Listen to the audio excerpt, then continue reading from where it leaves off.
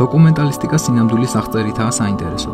როცა რაღაც კონკრეტულ თემას, კონკრეტულ ლანდშაფტს, გარემოს, მის ბინადარ არსებებს და განსაკუთრებით ადამიანების ჯგუფებს გაცნობს. თუნდაც ერთ ადამიანს გაჩვენებს შიგნიდან, მის პრობლემებს, მის ყოველდღიურობას, რაც თანაგანცდას გიჩენს, გაფიქრებს და გაყვარებს.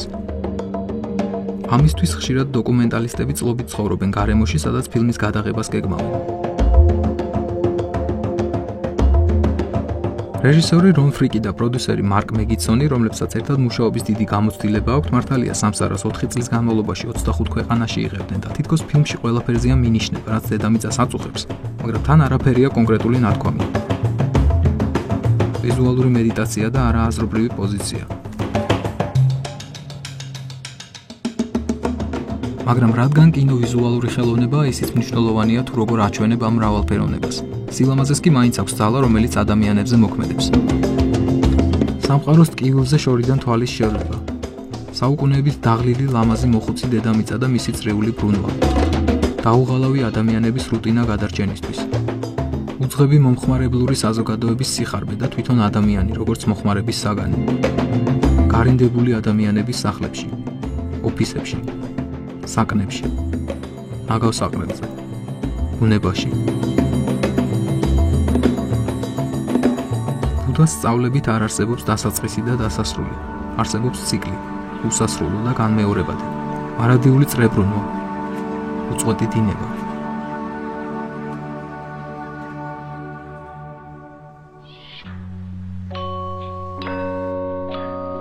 დოკუმენტური კინო რეალობის ასახვის მცდელობაა და ყოველთვის სავსეა საინტერესო თემებით, რომელსაც ყველა რეჟისორი თავისებურად გადმოსცემს. კარგი დოკუმენტური ფილმიც ის არის, სადაც პრობლემა ყველაზე თვალნათლივ არის ნაჩვენები.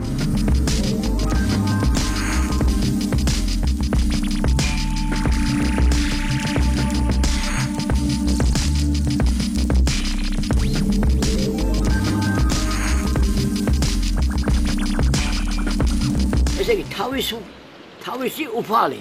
ესე იგი რომ მისი ღმერთიო თავისუფალი, მასეთი მინიჭება და მასეთი წოდება თუ ვაენ, მით უმეტეს რომ შეგნება მედინა იყოს. ასე ვფიქრობ. თუ ის დაჯილდოებულია მილიარდობით უჯრედია თავის ტვინში და ამოდენა წოდება არის, მაშინ თავისთავად და მიხდება. თავისთავად როდის მიხდება? ყველა მიხდება? ყველა ვერ მიხდება.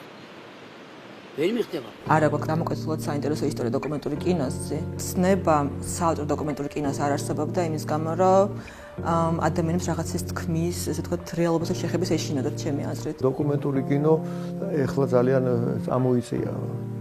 ცხოვრება მოიტანა ეს თემები. ადრე ცოტა კი არა საკმაოდ შეზღუდული იყო ეს სფერო. დღეს იქიდან გამომდინარე, რომ ტექნოლოგია გაიაფთა, ფაქტიურად ერთ ადამიანს შეუძლია მთელი ფილმი გადაიღოს და ამონტაჟოს, მთელ პროდუქციაზე იზრუნოს და თემები არ გვაკლდება. შესაბამისად დოკუმენტალისტისთვის ძალიან ბევრი საშუალებაა მისი კონკრეტული რაღაც სუბიექტური ხედვა დაანახოს რაღაცა კონკრეტული მოვლენა. და ჩემ ნერვებზე თამაში ესე კაია ხო რომ ჩემ ნერვებზე მოხდება. რა უნდა და მე ამას კი არა გრუპული ფამიას ვერ ხარ ეს რა არის მასაში დავები. ვერ დავიწყე რა. რა დაგახურვა ხარი? არის ეს გასწორებ მინიხე. თან გასწორებ. ხმალიავნესოთ ქართველებო ხმალიავნეს ყუში თუ გესმით ახლა თქვენ კაი რა. აბა ჰეგისმე. ხმალიავნესოთ ქართველებო ხმალიავნესოთ. ყველაზე მნიშვნელოვანი რაც არის დოკუმენტურ კინოში, ეს არის ავტორის კუთხე და პრეტენზია, რომ არასახავ ობიექტურ რეალობას, არამედ ასახავ რაღაც რეალობას, ოღონდ შენი კუთხიდან. არიან ადამიანები, რომლებიც ამბობენ, რომ დოკუმენტალისტიკა ის არის, რაც ხდება. და ის უნდა აღბეჭდოს, რაც რეალურად ხდება, მაგრამ ეს შეუძლებელია. ეს ყველა შემთხვევაში მაინც ძალიან სუბიექტური ჟანრი არის და ავტორის გარეშე მაშინ იქნება უბრალოდ ვებკემი, ანუ ის რაც ხდება, ვებკემში ხდება. იმის მანიპულირებაც კი შეიძლება.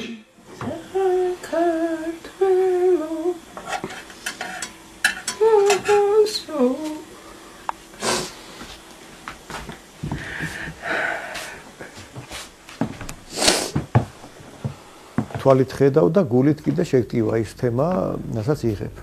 და აი ამ სინთეზით, ესე იგი ამ დამოკიდებულებით იღებ ფილმს. თუ არა გაგანცდის მომენტი იმის მიმართ რაც ხდება, იმის თანამონაწილე არ ახარ, ესე იგი ვერ აკეთებს ავტორო ფილმს.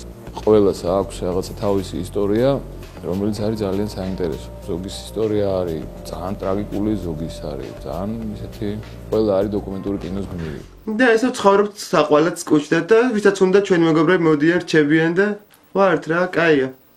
მიუღებელია ქართველმა ბიჭმა თუ საყურე გაიკეთოსო, იქ წერტილი ესმება ყველა. დოკუმენტალისტიკა მაგით არის საინტერესო, რომ ყველაფერი შეიძლება აისახოს, ადამიანებს ეძებენ როგორც ჩვენ საინტერესო ადამიანებს.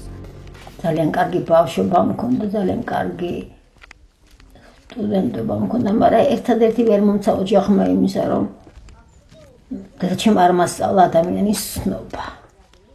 ის გამოც ძალიან დააზარალდა. თუ გმირს იპოვე, თუ გმირი ყავს, ეს უკვე რაღაც წინასწარი ის არის წარმატება. ლაივების დაკვრაც არ მიყვარს დაჟე, იმიტომ რომ კლუბებშია ხოლმე.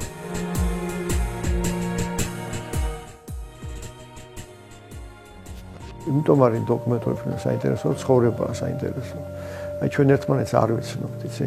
აი ჩვენ გვაინტერესებს ადამიანები, ანუ გვაინტერესებს რა ხდება იმის ოჯახში, აი მაინტერესებს ის კაცი როგორია. ჩემი შვილი 20 წლის იყო ცოლი რომ მოიყვანა. მე 10 წელი არ მყავდა ნანახი. ამერიკაში არალეგალურად ვიყავი და საქართველოში ვერ მივდიოდი. ქორწილში მანქანა ვაჩუქეთ. 2 თვეში ავარია მოვიდა. დოკუმენტური კინო არის ესეთ გამოთქმა არის, რომ არის ერის ინდისი. და ძალიან მომწონს ეს გამოთქმა, იმიტომ რომ ჩემთვის დოკუმენტური კინო არის პლუს რაღაც პრობლემებზე რეფლექსია და რაღაც პრობლემების დაძლევა.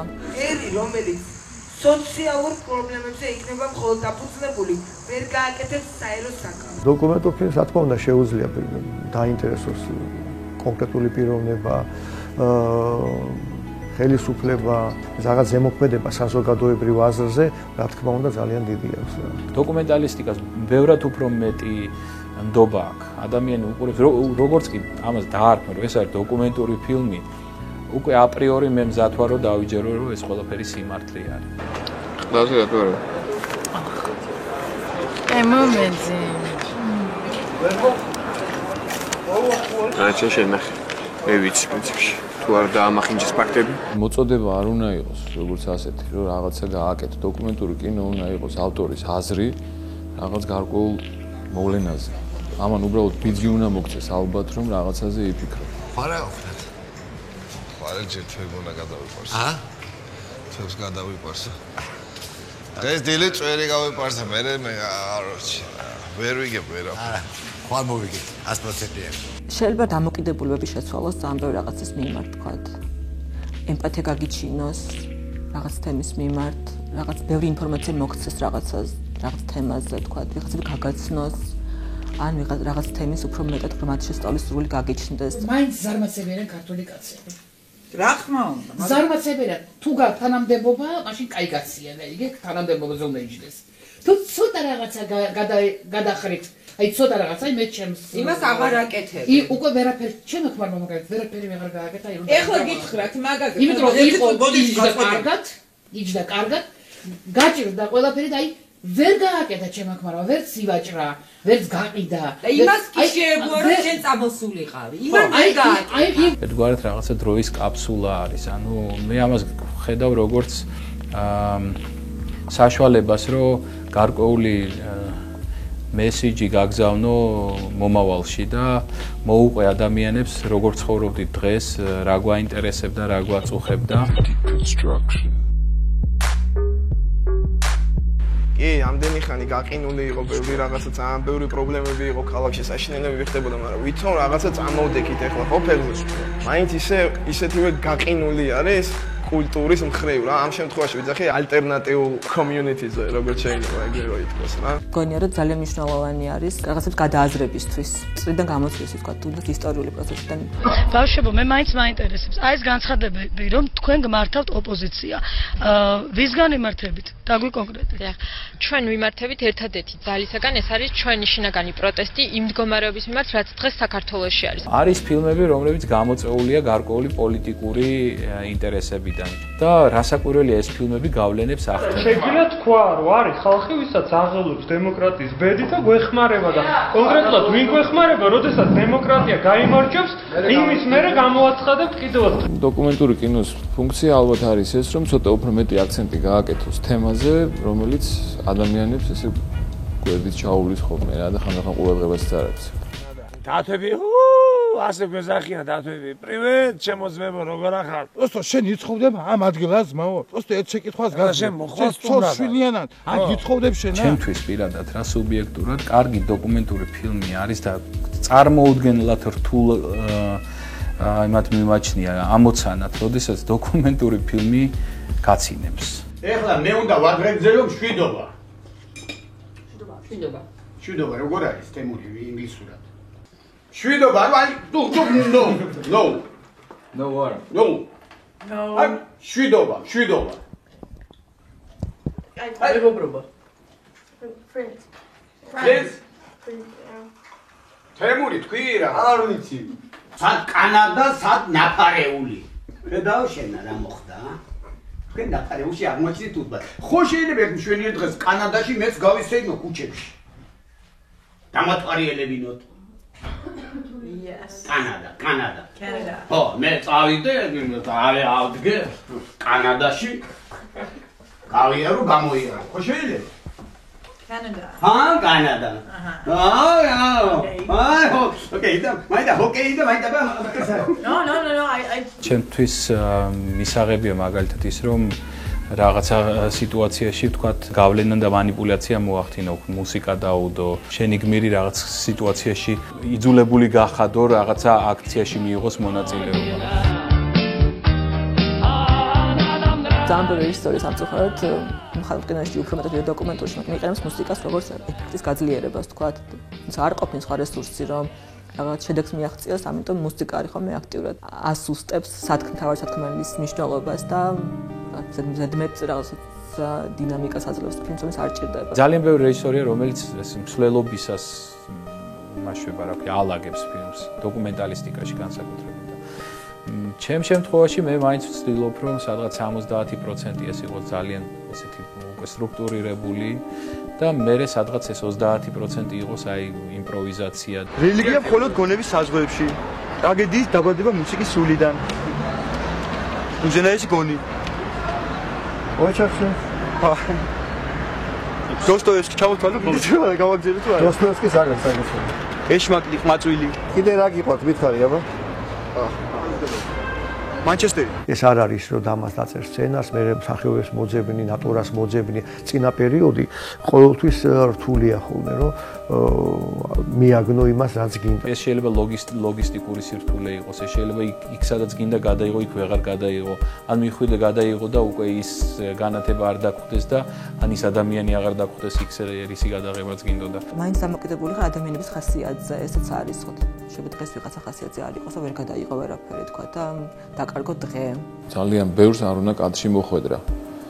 ამ ხრივ სირთულეს წარმოადგენს ზუსტად ეს, რომ ჩემი სურვილით ადამიანებს კადრში ვერ ვახვედრებ, უბრალოდ იმის გამო, რომ შეიძლება მისგან აგრესია მივიღო. ადამიანის გახსნა, ხო, იქამდე მიიყვანო ის, რომ მან გაგიხსნას თავის სათქმელი, გიხსნას გული, გაგიხსნას, ხო? გაცილებით უფრო ძნელია, ვიდრე ვთქვათ, მხატვრულში, რომ მხატვრულში ამოცანა აქვს სახეებს, ისინი თამაშობენ და აქ უნდა მიიყვანო შენი მოსაუბრე, შენი გმირი, იქამდე რომ ის იყოს მართალი, არ იყოს ყალბი და დამაჯერებელი რა. 14 წლის ვიყავი და როგორ გამომიშვეს აქ თბილისში საცხოვრებლად და ჩემი მას ძალიან მიხარია რომ ესე ჩემი ჩოულობდა ჩემი იმაშვები მუშაობდა აქ ჩემი ბიზნესი რომ ხებივით არ ქურდობა რაღაც ესე შრომობდა ვარ ყოველთვის ვცდილობ რომ იყო პრაგმატული, ანუ რამდენად შესაძლებელია რომ ეს გადაიღო. და რაღაცა მომენტში ეს ყველაფერი თავდება ეგრევე, იმიტომ რომ ხვდები რომ ეს არ ვიცი, ვერ დაფინანსდება. დაფინანსდება ძალიან მნიშვნელოვანი, მაგრამ ყველაზე მნიშვნელოვანი რაც არის დოკუმენტურ კინოში არის ტელევიზიის ჩართულობა. ტელევიზიის გარეშე ძალიან რთული არის დოკუმენტური კინოს წარმოება. სამწუხარო ის არის რომ დოკუმენტალისტიკას ფაქტიურად არ აქვს დიდი ეკრანი საქართველოში, იმიტომ რომ სულ რა ვიცი რამდენი 3-4 კინოთეატრი გვაქვს და იქ აქტიურად დოკუმენტურ ფილმებს არ აჩვენებენ. საერთოდ დოკუმენტური ფილმი არის გასაკეთებელი ქართულ მაყურებელზე და ქართულ საზოგადოებაზე. ვერ ხვდები მე საქართველოში რაზე არის მოთხოვნა. ხელოვნების კუთხით, კინოს კუთხით განსაკუთრებით. რა უნდა საერთოდ მაყურებელს, ამას ვერ ხვდები, ვერანაირად ვერ ხვდები. და საერთოდ ეჭვმეპარება ქართული მაყურებლის გემოვნებაში. ამას ვამბობ სრული პასუხისმგებლობით. ყველაზე მნიშვნელოვანია რომ საინტერესო ისტორიები გაჩნდეს. ანუ ვიღაცამ აიღოს უბრალოდ ფურცელი და გაწეროს თავისი ფილმი. იმიტომ რომ მე ვფიქრობ რომ თუ საინტერესო თემა გაქვს, ხო, ამ თემისთვის ყოველთვის შეიძლება ფულის მოძიება. არ მაქვს ფული ცხოვრობ გლდანში, ვერ დავდივარ რესტორანში და მე არ მაქვს ფულები.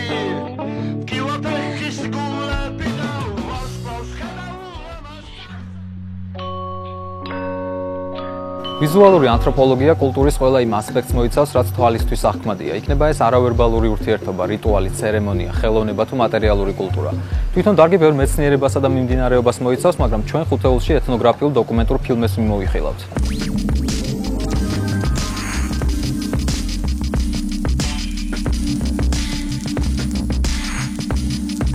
როდესაც ჰოლივუდი თავისი გრანდიოზული მომავლისთვის ემზადებოდა და მოკლემეტრაჟიან კომედიებს იღებდა, რობერტ ფლაერტი კანადის რკინიგზამ ჩრდილოეთის კუნძულების დასაზვერად დაიქირავა. მას შემდეგ, რაც მან კუნძულების დაზვერა და იქ ორ მოსახლეობასაც გაეცნო, გადაწყვიტა თან კამერა წაიღო და ყველაფერი ფირზე აღებეჭდა. პირველი მცდელობა კრახით დასრულდა, რადგან ნეგატივები დაიწო. მეორე მცდელობით მან გადაიღო იმ დროისთვის უჩვეულო ფილმი ადგილობრივ მკვიდრ ნანუყზე, რომელიც დღეს პირველ სრულმეტრაჟიან მნიშვნელოვან დოკუმენტურ ფილმად ითვლება.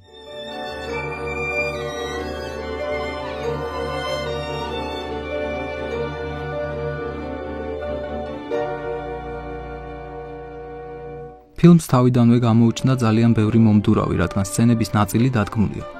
ალბათ უბრალო მაყურებელიც მიხვდება, რომ ამ ნავში ამდენი ხალხი ძაღლზე რომ არაფერი ვთქვათ ვერ ჩაეტევა და ეს ყველაფერი უბრალოდ რეჟისორის იუმორის ნაწილია.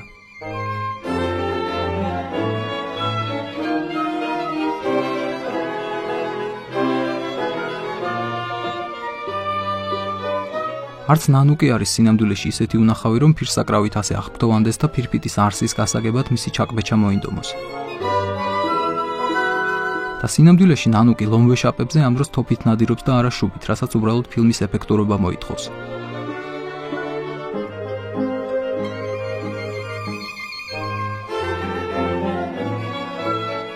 იგლუს მშენებლობა კი ნამდვილი ეთნოგრაფიული ნიმუშია, მაგრამ მაშინ კამერა იმდენად მოუხერხებელი იყო, რომ ესკიმოს და ყინულის აგურებით ნაშენებ საცხოვრებელში ვერ შეეტეოდა და არც შუქი ეყოფოდა. ამიტომ ინტერიერის სცენებიც ნახევრად ღია, დეკორაციულ იგლუშია გადაღებული.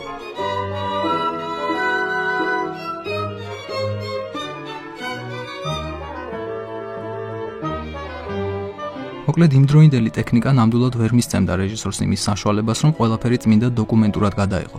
მაგრამ როგორც ჰეროდოტეს ემდურიან ისტორიკოსები და ართულიან ბოლომდე სარწმუნო წყაროდ, მაგრამ თან ისტორიის მამას ეძახიან, ასევე არის დოკუმენტალისტიკისთვის რობერტ ფლაერტის ნანუკი ჩრდილოეთიდან.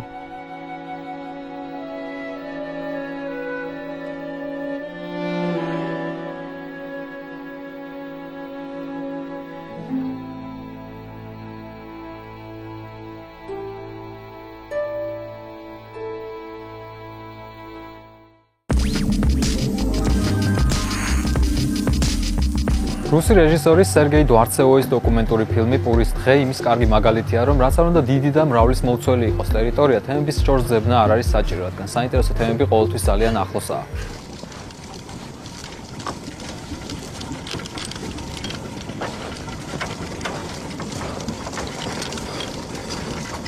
ნომერი მესამე დასახლება სანქტ-პეტერბურგიდან სულ რაღაც 80 კილომეტრში მდებარეობს, მაგრამ გარე სამყაროსთან ერთადერთი ლიანდაგი აკავშირებს. სოფლის მაცხოვრებლებსაც ერთადერთი ვაგონი შემორჩათ, რომლითაც უახლოესი დასახლებული პუნქტიდან სახლში პური მიაქვთ. ძველი მუშების დასახლებაში ამჯერად მხოლოდ მოხუცები ცხოვრობენ და მიჯნურობისთვისაც აქ მხოლოდ თხებს ძალიათ.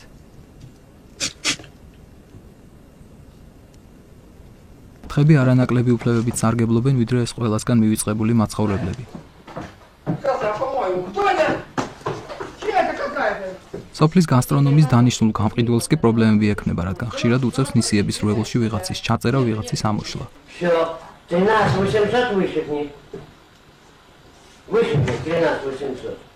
ზოგი უკმაყოფილოა, რომ პური არ შეხვდათ საკმარისი.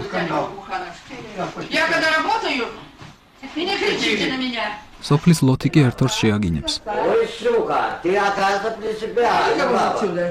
მოკლედ სოფელში, სადაც მზე ისევე ამოდის და ჩადის როგორც ყველგან, მოხუცები კვირაში ერთხელ ვაგონს აწვევიან და მიაგორებენ უახლოეს მაღაზიამდე, რომელიც საკმაოდ შორსაა.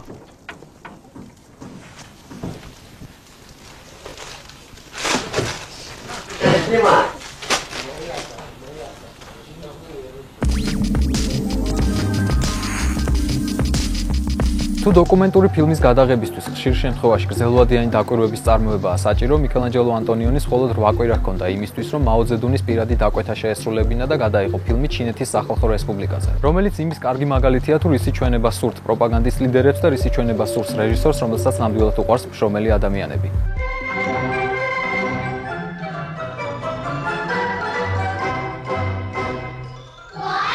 კიდეც გადამღები ჯგუფი განსაზღვრულ ადგილებში მიჰყავთ და იმ ადგილებს აჩვენებენ, რითაც პინგ-პონგის პოლიტიკის ახალი გამარჯვებულები ამაყობენ. ჩინეთის უდიდესი ნაწილის გადაღება კი მათთვის აკრძალულია. ამაყობენ რევოლუციის მოედნით, სადაც მარქსიზმის მამები ამაყად იცგირებიან. აქვე არიან ლენინი და სტალინი.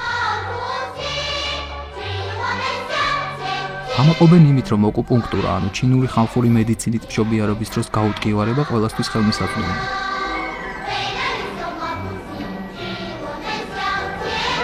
დებიები კი ფიქრობენ, ჯერ შვილიშვილები არ ყავს, მაგრამ სოციალისტური სახელმწიფო შენებისთვის უკეთესია, რაც უფრო პატარა ოჯახები იქნება. ყველა საბავშვო სიმღერა კი პოლიტიკური შინაარსისაა.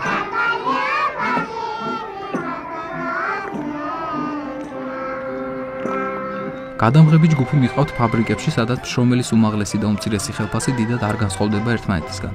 და შესვენებებზე საუბრობენ, თუ რა კარგია, რომ ახალი ხელოვნება არაა ზედმეტად მაღალფარდოვანი და ხელმისაწვდომია მშრომელთათვის.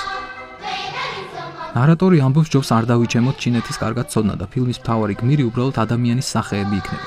რაც მეტის გადაღება შევძლოთ, მით უკეთესია.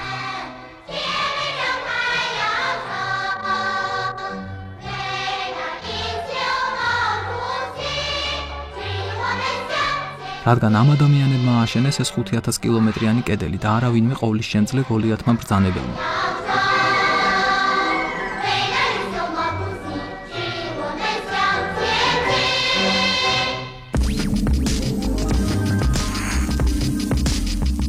გმირები, აჩრდილები, ლომები, ძმები ეს 2005 წელს გადაღებული დოკუმენტური ფილმის სეგმენტების სათაურებია, რომელიც იმ ადამიანებზე გვიყვება, ვისაც სიცოცხლისთვის საშიშ მძიმე პირობებში უწევთ მუშაობა.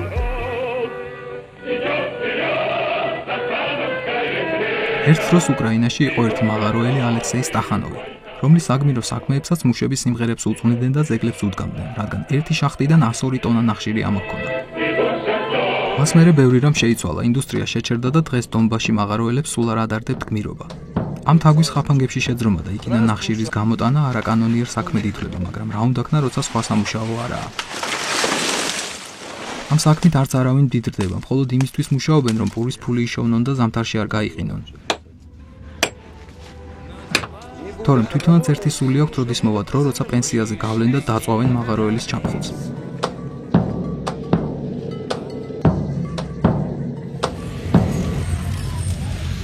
ამ დროს ნიგერიაში მღერიან, შენ ხარ მდიდარი, ვისი სიუხვეც გადმოეფინება ღარიბებსო.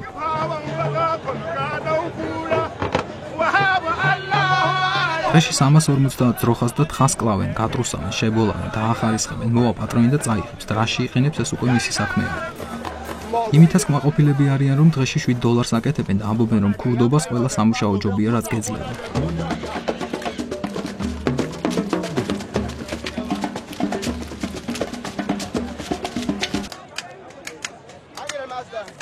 კარგი რა არის და ცუდი რა არის, ეგ ღმერთმა იცის. ჩვენ იმ საქმეს ვასრულებთ, რაც მოგვეცა და ამისთვისაც მადლიერები ვართო. ამბობენ პაკისტანში ძველი გემების დამშლელები და შიშს არ იკარებენ, რადგან იმ დროს, როდესაც ყოველ წამს შეიძლება რაღაც დაგეცეს თავში, თუ შიშს სახკევი ვერ იმუშავა.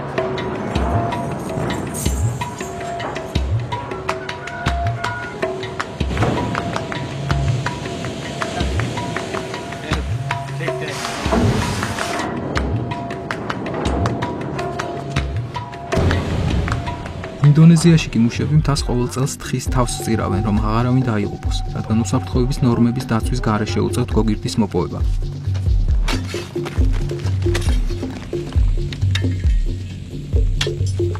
კალათებს რაც შეიძლება მეტი გოგირდის ნატეხით ტვირთავენ და ჩასაბარებლად მიაქვთ.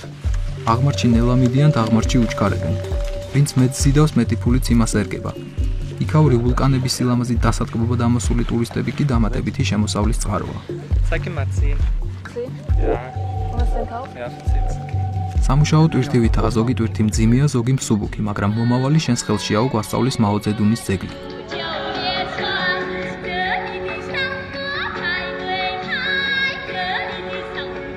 გერმანიაში კი ძეგლებს ქარხნებს უდგამენ და მუზეუმებად აქცევენ, ახალგაზრდების გასართობ პარკებად, რადგან სხვა რა უნდა უქნან ალბათ არ იციან.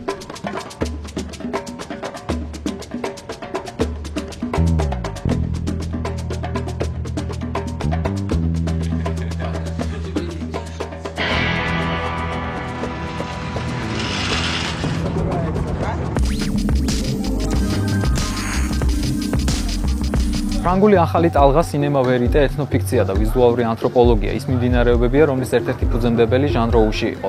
რეჟისორი და ანთროპოლოგი, რომელზეც გოდარი ამბობდა, იყო ადამიანის მუზეუმის კვლევარი, რა შეიძლება რეჟისორს უკეთესად ახასიათებდეს.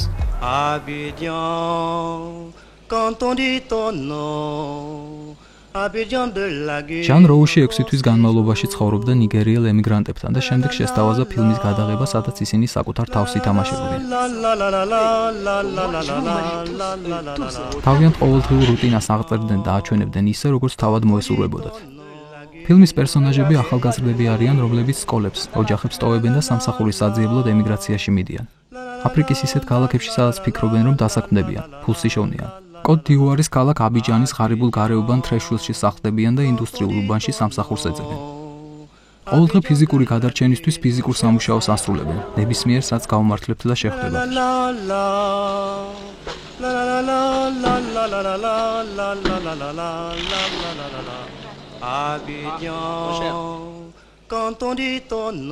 ედუარდ ჯეი რობინსონი ერთ-ერთი ემიგრანტია, რომელიც ამბობს, ჩემ ნამდვილ სახელს არც ვამხელ, იმიტომ რომ აქ უცხოვარ. 2000 კილომეტრიდან ჩამოსული.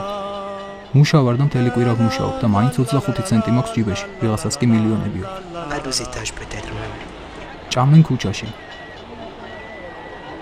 სძინავთ ქუჩაში. ფიქრობენ სახლზე, რომელიც არ აქვთ და ქალზე, რომელიც მხოლოდ ყვავილების გამო შეიყვარება. და ისევ საქმეს უბრუნდებიან. ჩვენი ცხოვრება აი ეგ ტომბრებიაო. ზოგი პოლიტიკაშია და აქციებს მართავს. ედი კონსტანტინი კი ამბობს, ვიცი რომ ღმერთმა გადაწყვიტა ჩემი სიმარტოვე და ყოველთვის ასე მარტო ვიქნებია. ამიტომ არც არჩევნებში მივცე მოდესმე ვინმე ხმასო. კვირის ბოლოს ყველა ისვენებს. შაბათს მეგობრები ზღვაზე მიდიან. მაგრამ დინარის ნაპირი უფრო აგონებთ ნიგერიას ვიდრე ხმაურიანის ზღვის ტალღები. კვირა შაბათის ოცნებების ახდენის დღეა, ემიგრანტების შეკრების. აქ ყველაფერი ზიარდება, შორდასავლეთზე ოცნებები და ტრადიციული მელოდიები.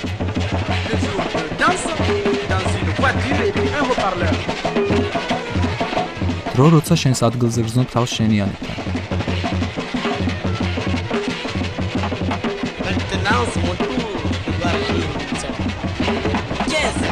საღამო კი ყველა ბარში ჩამოვლით და ლუდის სმით თავდება.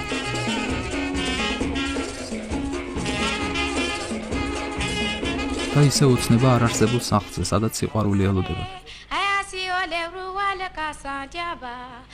და ისე ორშაბათი თენდება.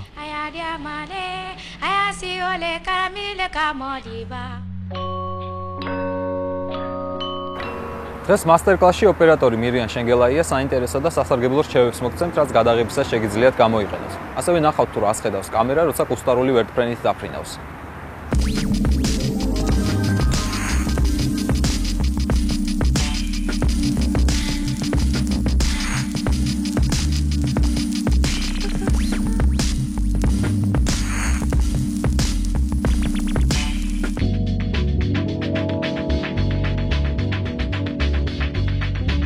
დღევანდელ მასტერკლასში ჩვენ გაჩვენებთ მარტივი ხელსაწყოებით, როგორ შეგვიძლია შევქმნათ მოძრაობა კადრში.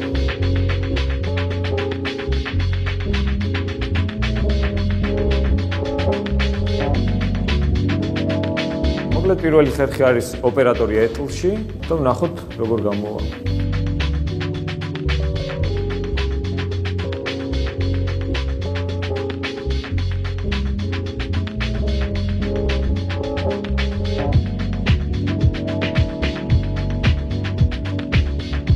ახლა გაჩვენთ კიდევ ერთ ხერხს, როგორ შეიძლება გავაკეთოთ სტაბილური მიახლოება უბრალო შტატივით.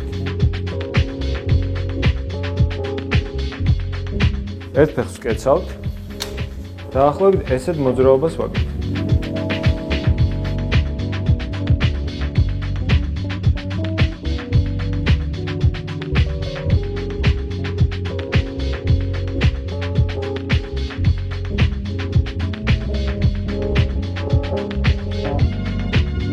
ეხლა ჩვენ შევეცდებით გაჩვენოთ როგორ შეიძლება საჰაერო კადრების გადაღება თუ არა გვაქვს ნამდვილი დიდი ვერტფრენი და ასე შემდეგ, ანუ პროფესიული ხელსაწყოები. მოკლედ ეს ვერტფრენი შედგება სამი ნაწილისგან, ესე იგი მთავარი ელექტრონული ნაწილი, ანუ მისი ტვინი, საიდანაც მთელი ინფორმაცია ნაწილდება ძრავებზე და კამერის პლატფორმა, რომელიც არის გირო სტაბილიზაციით, რომ კამერა ეს ვერტფრენი როცა იცვლის ღერც, რომ კამერა იყოს სტაბილური. ესე იგი, ეს არის მთლიანად რადიომართვადი ხელსაწყო,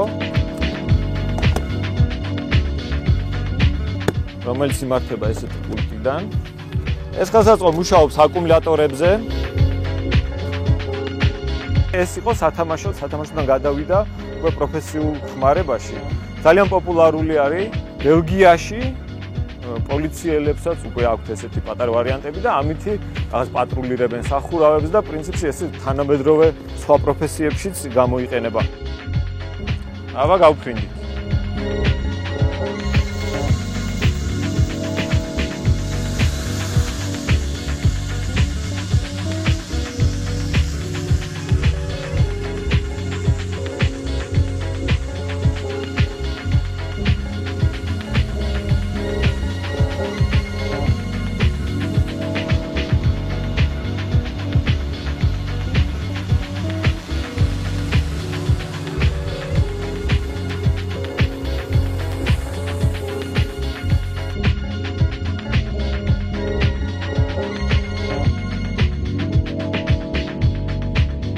ეხლა ვარ დაბურულ ხეებში, ფაქტიურად დახურული სივრცე არის ციდან.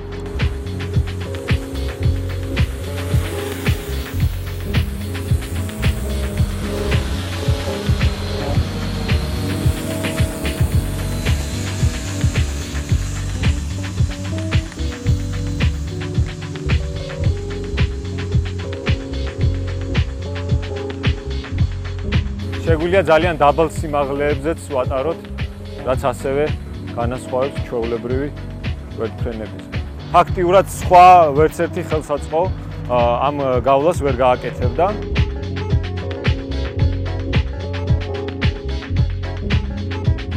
არსებობს ქარხნული ვერსიებიც, მაგრამ ამის აწყობა შესაძლებელი არის სახლის პირობებშიც. პრინციპში ყველა ხელსაწყო, რაც კინემატოგრაფში არის, ყველა არის მოგონილი თვითონ ამ პროფესიის წარმომადგენლებისგან. ამიტომ ყველას ურჩევ, რომ რაღაც ექსპერიმენტები ჩაატარონ, გამოიყენონ ესეთი ხელსაწყოები თავიანთ ნამუშევრებში.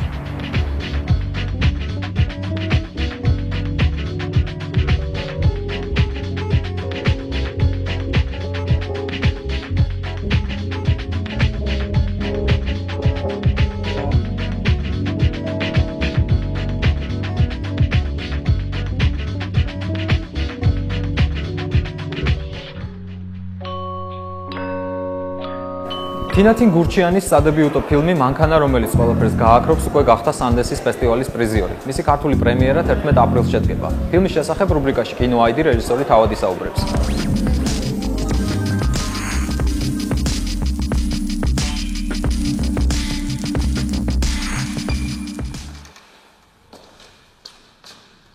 შეიძლება?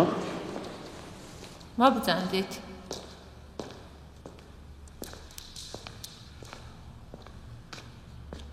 აქ რა მოგიყვანათ? გავიგე რომ კინოს გადაღება იყო და მითხრეს რომ დღეისთვის დამოხვიდო და მოეთიკით. თავიდან ამ ფილმის იდეა გაჩნდა, როდესაც დიდი ხნის მერე დავბრუნდი და მივხვდი რომ ჩემი მხატვრული ფილმის ისტორიები განსხვავდება ქართული რეალური ისტორიებისგან.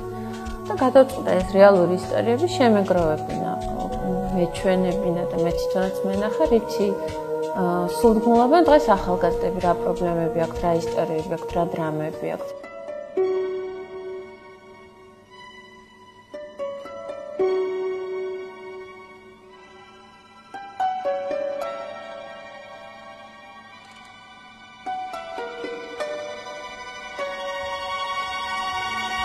გამოვაცხადე უჩვეულო კასტინგი, სადაც ახალგაზრდებს თხოვე მოსულიყვნენ თავისი ისტორიებით, თავისი რეალური ცხოვრება და ეს რეალური ცხოვრება ექციათ ფილმის გმირად. ვფიქრე მინდოდა თუ არა. ძალიან მოულოდნელი იყო. ძალიან მოულოდნელი. 6 თვის ორსული ვიყავი, რომ აღმოვაჩინე, რომ ორსულად ვიყავი. მარტო ახალგაზრდები არ მოსულან, ჩვენ ყავს ბავშვიც და ყავს მოხუცებულიც. თავარ და მნიშვნელოვან გმირად, ამიტომ ეს გახდა ფილმი ადამიანებზე და ცხოვრებაზე.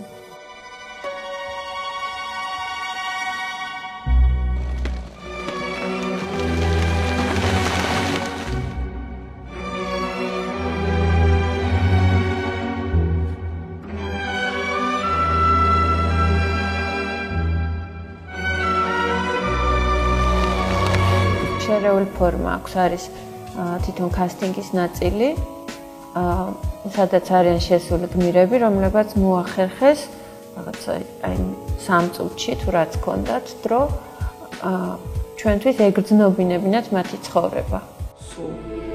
ფეხის ადგილით დაწყებული ლაპარაკი, მერე სკოლა, მერე სწავლა, მერე გათვითცნობიერება, მერე მეგობრები შეძინა, მერე ადამიანები. აი კინოს მარადისობასთან ასე ვთქვათ, შეხვედრის მომენტები მე თუ დავიჭირე, რომ რაღაც არსებით ითქვეს ამ ადამიანებმა, ისინი ამ მომენტებით მოხდნენ. მაგრამ ზოგ ისტორიას, ზოგ დრამას მე გავყევი და არის ძალიან, ასე ვთქვათ, დრამატული და ცხოვრებისეული ნოველები. ყველაზე მეტად რას გიწონა? დედას.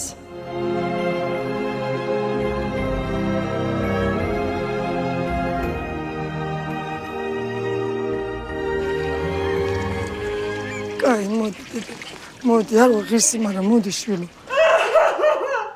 მე არ ვდგამდი, რა უნდა გაეკეთებინათ ამ ადამიანს. მე უბრალოდ ვიცოდი, სად მივიდოდი კამერით.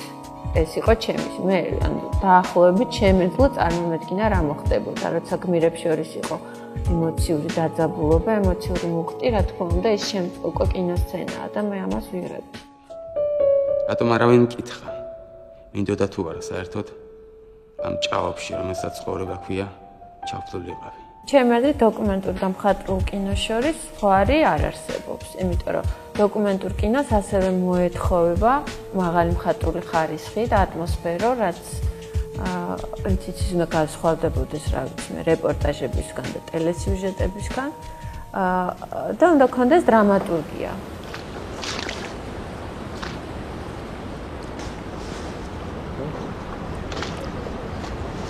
არ არის ქართული ფილმი, შექმნილი კი ქართული მაყურებლისთვის მარტო. ეს იყო ჩვენი ყველაზე დიდი გამარჯვება, რომ ყველა ქვეყანაში, სადაც ვაჩვენებთ, აი ესეთი ემოციური ჩვენებები გვაქვს, რომ რიგები არ წყდება და მაყურებელი ესე ცრემლებით და ემოციებით ხვდება. ერთი ცოლი მინდა რა. ჩემი ნახა.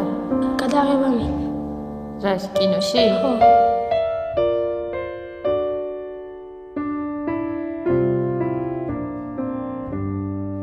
ვის როლი გინდა რომ ითამაშო? ის და თავარი როლი. მე ეხაც რომ მიმიშვათ 1000 რამე შევცვლიდი და დაწყებული და გეგმიდან გადაღებაზე, მე მონტაჟზე, მე ხმაზე აბსოლუტურად მე ყოველთვის უკმაყოფილო ვარ და ალბათ იმედი მაქვს რომ ეს გამაკეთებინებს უკეთეს ფილმს. თუმცა ვთვლი რომ ფილმი რომელიც მაყურებელზე მოქმედებს, მაინც შემდგარი ფილმია და მე ვცდილობ რომ არა როგორც კინორეჟისორმა უყურო, რომელიც რაღაც იმისგან სრულყოფილებისკენ მიისწრაფვის და ოპტიმალური გამოხატვისკენ თავისი სათქმელის, არამედ უყურო როგორც მაყურებელმა, რომელიც სხვა ემოციური მაყურებლის გვერდით ის. სამყაროში, სადაც ცნობილი და მდიდარი ადამიანები თავიანთ სხეულის ნაწილებს მილიონებად აზღვევენ, რა გასაკვირია, რომ ვიღაცისთვის საკუთარი ულვაში შეიძლება ყველაზე ახლო მეგობარი იყოს. ნიკ ბირნბაუმის შორტ ფილმი ადამიანისა და ულვაშის ურთიერთობებზე გვიყვება. ულვაში დაახლოებით 7 წელია მაქვს. დაწყებული საშუალო სკოლიდან კოლეჯამდე. ძალიან გრძელიც მქონია. გადავწყვიტე, რომ აღარ მინდა გაპარსვა. და ვეღარც შევძელი მთლიანად გაპარსვა, რადგან ის უბრალოდ ჩემს ნაწილად იქცა. ასე რომ მიყვარს ულვაში. გავაანალიზე რომ მქონდა ულვაში და ეს კარგია. ეს შესანიშნავია. მართალია არც ისეთი კომფორტულია როგორც წვერი, მაგრამ მაინც ხშირი თმაა. ოჰ, ულვაშო, ჩემი მეგობარი ხარ. ავტორი ნიკ ბირნბაუმი. გიტარაზე ჩემს ულვაშთან ერთად ვუკრავ. ველაპარაკები ჩემს ულვაშს. მადლობა ულვაშო. და მე მიყვარს ძილი ჩემს ულვაშთან ერთად. ასევე ჩაისაც ულვაშთან ერთად ვსვამ. პირველად მეგობრისგან გავიგე რომ ტარდებოდა ყოველწლიური კონკურსი ულვაშების სილამაზეში. და რა თქმა უნდა, ორივემ გადავწყვიტეთ ყველაფრისთვის თავის დანებება და მონაწილეობის მისაღებად კოლუმბიაში გამგზავრება.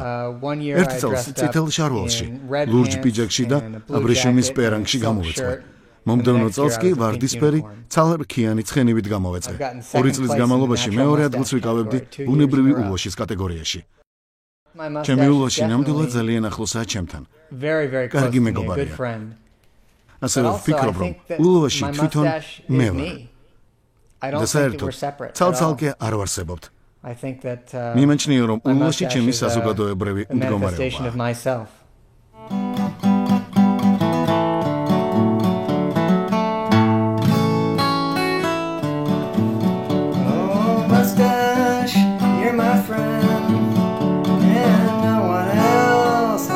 Us at all.